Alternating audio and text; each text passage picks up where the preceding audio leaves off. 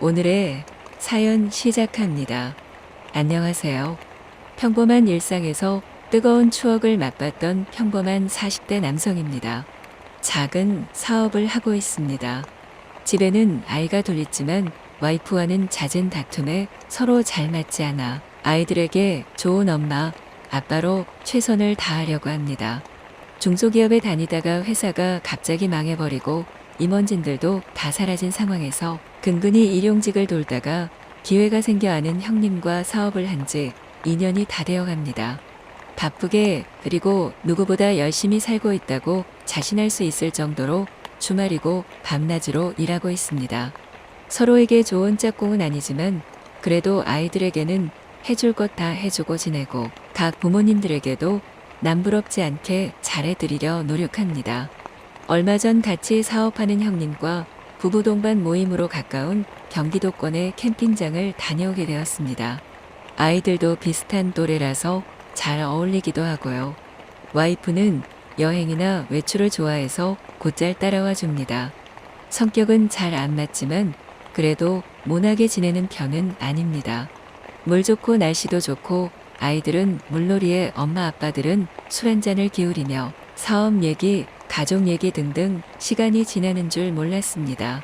갑자기 형님께서 친한 친구분이 근처에 놀러 왔다가 전화가 와서 얘기하던 중 같이 합류해도 되냐고 물었습니다. 사석에서 몇 번 술자리는 한 적이 있는 분이어서 어렵지 않게 좋다고 했고 애엄마도 흔쾌히 그러라고 했습니다.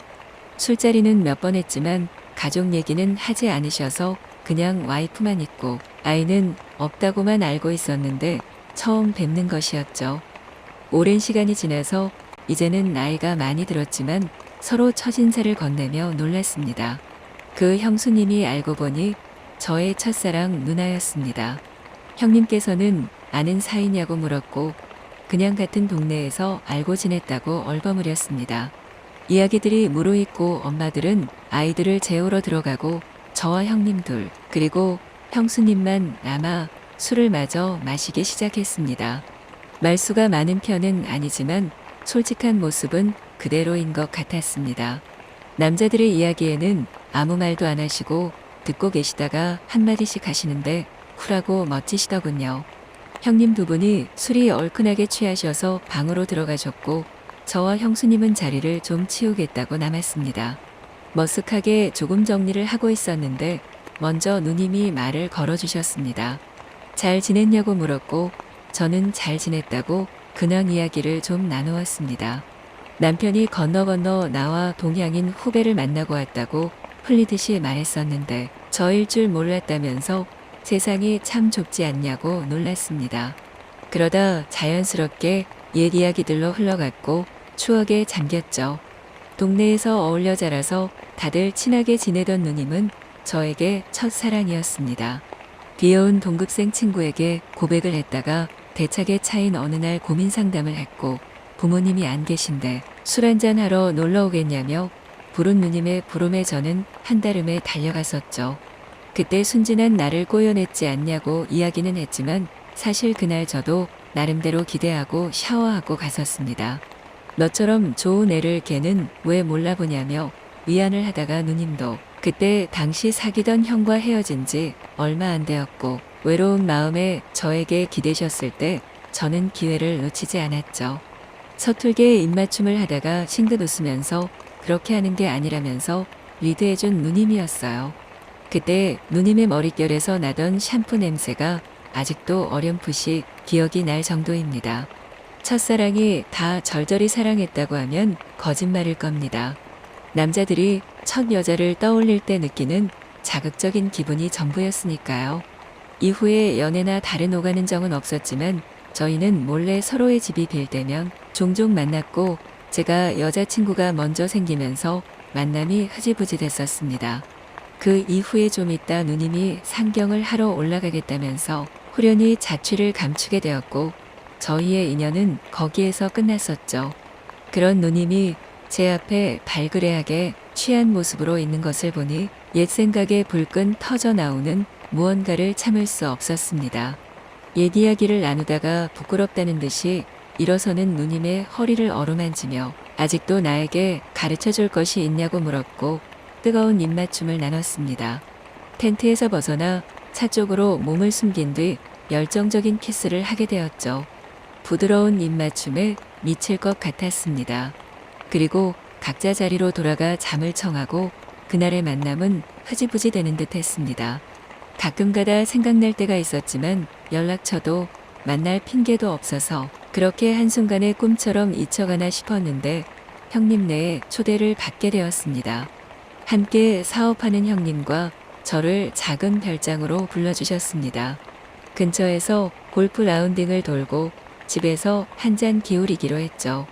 라운딩을 나갔는데 형수님도 함께 오셨습니다. 알 수 없는 묘한 기분이었지만 티낼 수 없어서 흘깃거리며 쳐다보기만 했죠. 그 이후에 집에 초대받아 맛있는 요리들을 먹고 또 술을 거하게 마시게 되었습니다. 또다시 형님들은 먼저 취하셨고 주방에서 정리하시는 형수님을 찾아가게 되었죠. 짧은 스킨십을 나누는데 아무것도 모르는 고등학생 때로 돌아간 것처럼 힘이 나고 마음이 급해지는 게 느껴지더군요. 다시 저를 찾으시는 소리에 형수님의 주머니에 급하게 제 명함을 찔러 넣고 자리를 함께 했습니다.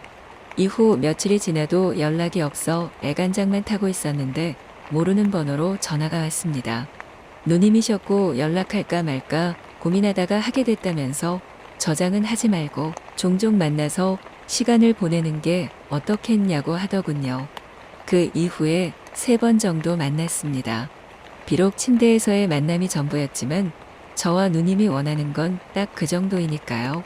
옛 추억에 거침없이 서로를 사랑한 뒤에 누워서 숨을 고르는데 누님이 그러더군요. 오늘 마지막으로 볼 거라고 말하더군요. 불장난은 5손가락이면 됐다고 이제 그만하자고 하더군요. 아쉬웠지만 별 수 있나요?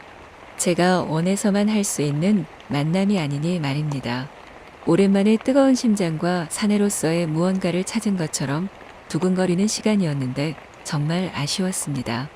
언제든 편하게 연락 달라고 했지만 하지 않을 거라는 걸 알고 있습니다. 형수님이 급하게 상경해서 만난 첫 남자가 지금 형님이시고 많이 아파서 아이를 갖지 못하게 되었음에도 여전히 자신을 위해주고 사랑한다고 했습니다. 그 이후 형님을 볼 때면 죄송한 마음이 앞서지만 최소한의 도리로 먼저 연락하거나 의도치 않게 자리를 함께할 때 형수님에게 추파를 던지지는 않습니다. 형수님도 추억에 잠겨서 마음이 동했던 것이니 빠르게 정리하고자 말씀해 주신 걸 다행으로 생각하고 있습니다.